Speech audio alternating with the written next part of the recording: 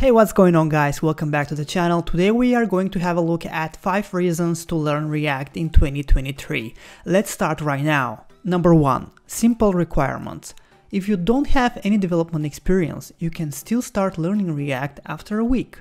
You only need to learn the following before you get into it. HTML and CSS, you have to learn and practice it. JavaScript, you have to learn the basics of JavaScript. And that's it. Number 2. Universal. You can use React to build web applications, whereas you can use React Native to build cross-platform mobile applications. Both React and React Native use JSX. You can easily learn React Native to build mobile apps if you know React. Number 3. Documentation. React documentation is one of the best learning resources on the internet. It is very simple and provides resources to learn React from beginner to advanced level. Other than this, there are countless courses on the internet that you can use to learn it. Number 4.